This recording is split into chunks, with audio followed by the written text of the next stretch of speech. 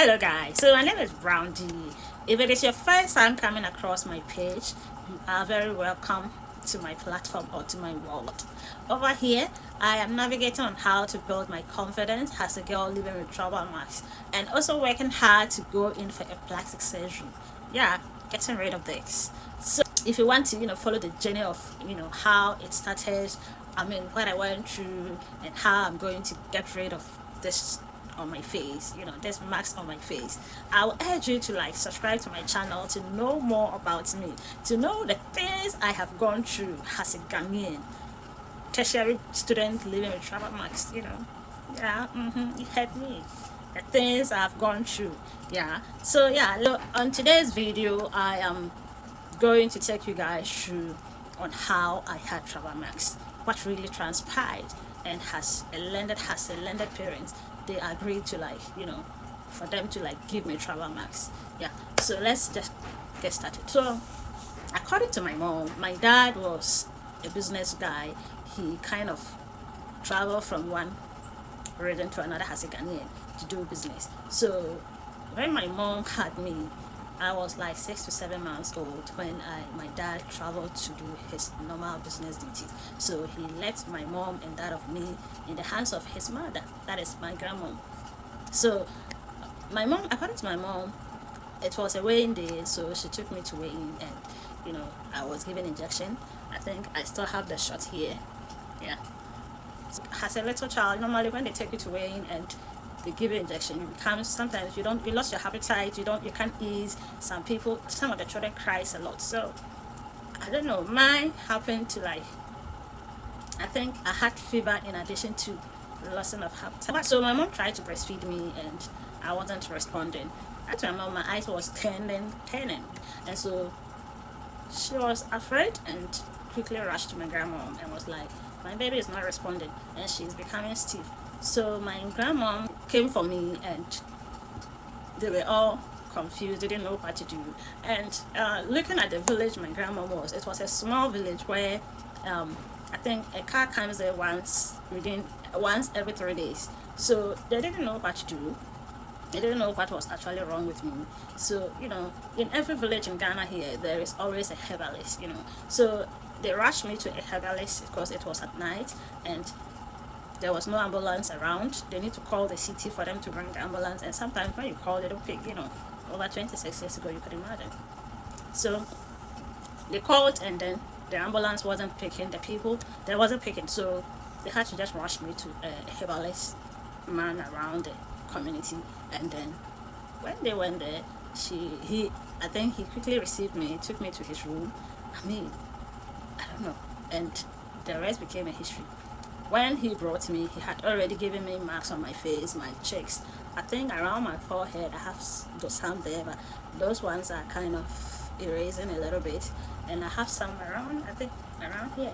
You see that, right? I'm sorry, I can't just pull it far. I have some there. Over here has been erased.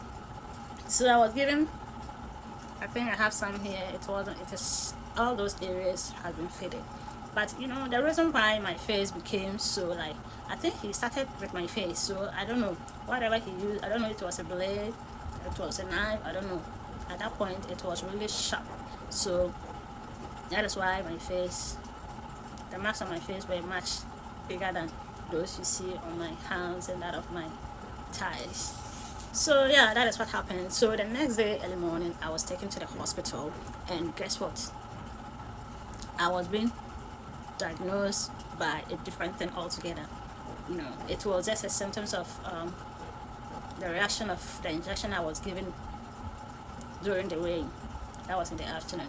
But they over panic as a young lady who hasn't given. I actually happened to be the first one of my mom, so she didn't really know much about children, and I don't know what really also happened. My grandma was also panicked, and then they all made a wrongful decision about what was going on or what was wrong with me. So in all, I would say I was wrongfully diagnosed by a different thing.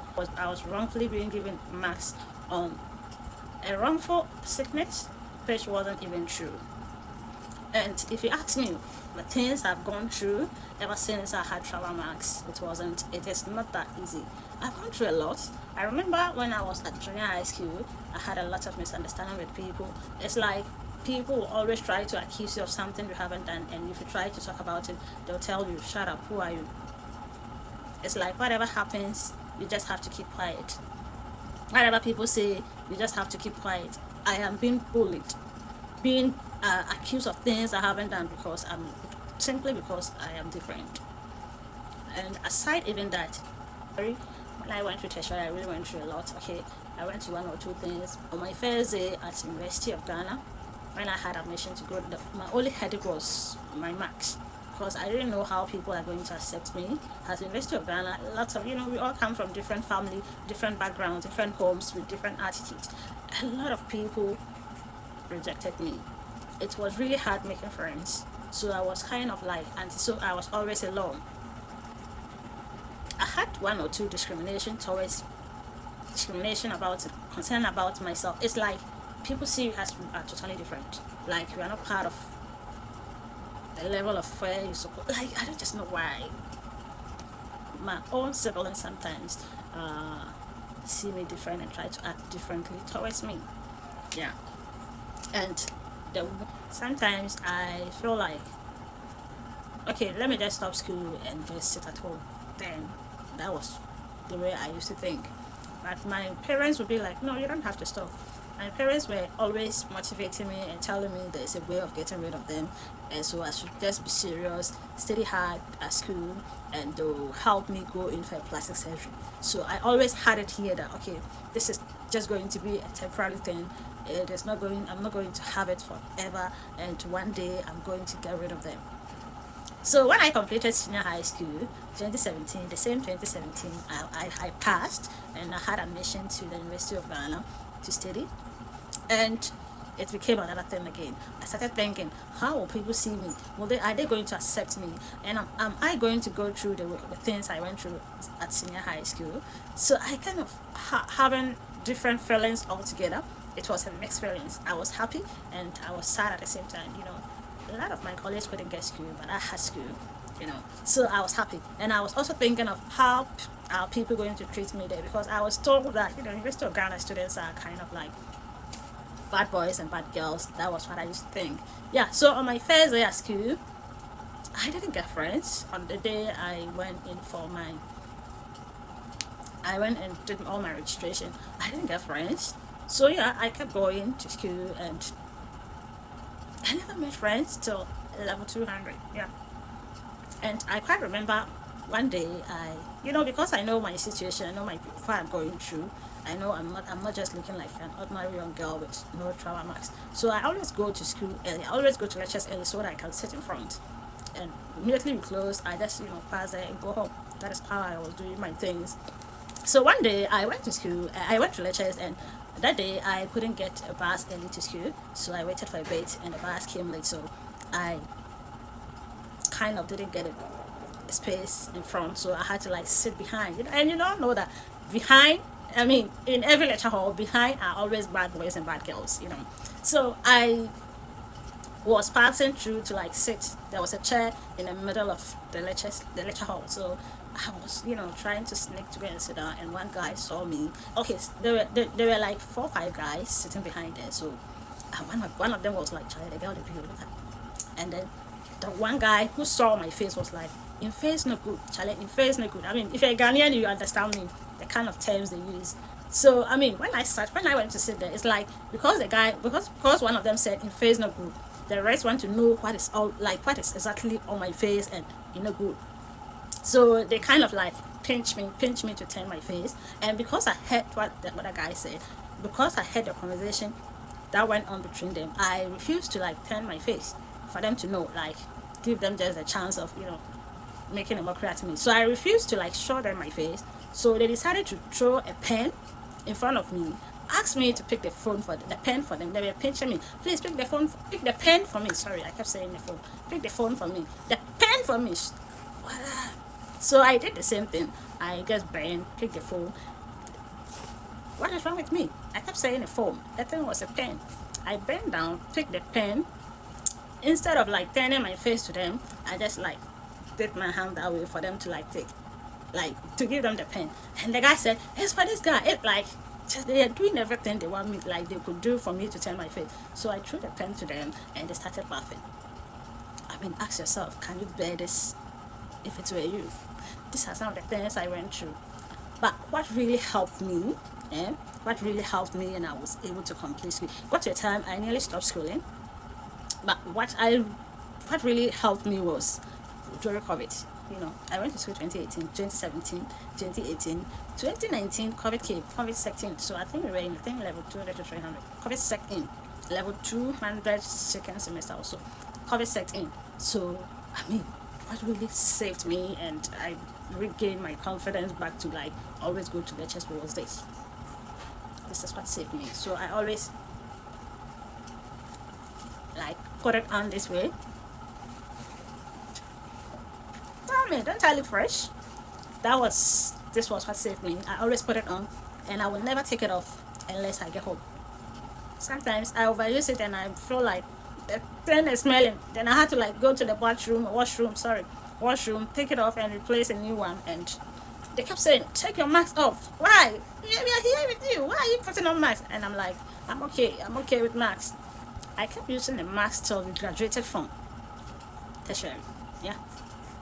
I think on my graduation day, I think if I had the chance, I would have put, I would have put on mask, nose mask.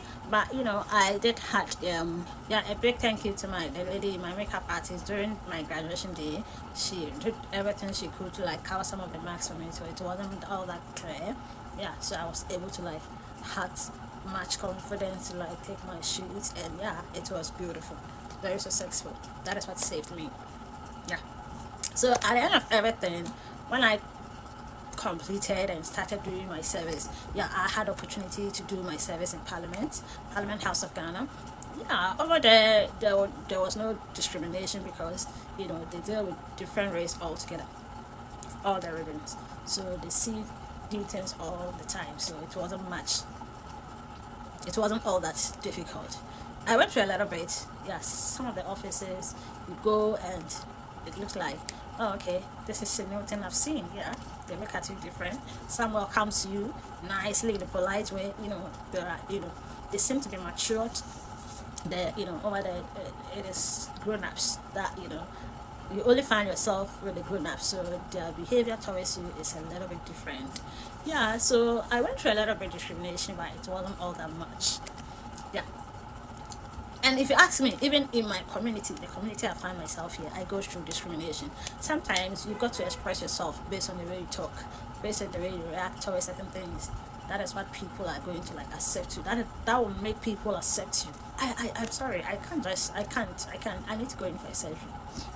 So we met this man called Michael K. Obeng, who happened to be a restoration person. He like give out to community. He comes from US, Washington to Ghana. He's a Ghanaian based in US. So when he came, I and my mom went to his office and we thought maybe I was qualified to like get a free surgery. But he told me my program or my case wasn't a priority, so I wasn't going to get like a free surgery. So we had to like book to like see him, like a consultation with him to know how much and how everything is going to be done, and will it like can he do it? That it is going to cost me $7,000. That is $4,000 for the surgery itself and $3,000 for my air ticket and that of my accommodation. And aside that, I will need a microneedling laser to like every month. I need to like go in for microneedling for I think 1 year. Okay, he says 6 months, but Perfect has 1 year. So in all to get rid of this, it cost me $10,000. $10,000 is not a small money in Ghana. So I was kind of down because there's no way my parents are going to give me $10,000 to go in for this. So I took it upon myself to work hard towards it. Okay, at first I was thinking office work is going to solve this problem, but I told myself that how much is an office job? I was also shy to show myself on social media. I was kind of really scared of how people are going to bully me. So So I told myself I'm not going to show my face. But later on, I told myself I need to. One girl motivated me. One of my friends motivated me and asked me to start a YouTube. That through YouTube, I mean, somebody is here to even. I mean, somebody might even help me, or maybe a GoFundMe or anything to like. I mean, it is. I'm not begging, but somebody might, help me. This is what like she told me, and I'm like, okay, I'm going to give it a try. And here I am today. I didn't even know I was able to like get the confidence to like start this, but I mean, and I'm here today.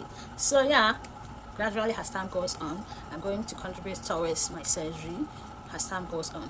So I'm just pleading you guys, if you come across this video, please subscribe to my channel, help a sister, a big sister, a little sister, to like, embark on my journey. Yeah.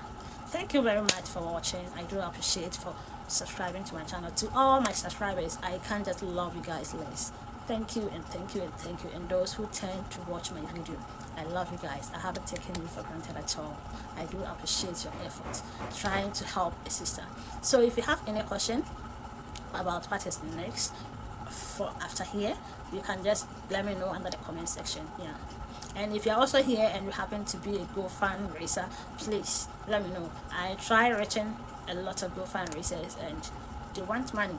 Although I don't have the money yet. If I had the money, I wouldn't come to ask for help. Like, help me so that maybe after the end of the GoFundMe, I can give you certain percentage, so I'll also use the rest to like support myself with the surgery. I'm just pleading you guys. Okay, guys, if you know somebody here who can help me with a fund, please tag the person for me. I really need help. Please, guys, please just help me. I just can't bear the pain and the stigma attached to.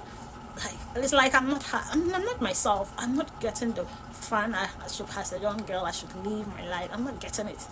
And time is it's not by my side. I need to enjoy life. This is my time. Yeah, man. This is so yeah, thank you very much for watching. I do love you.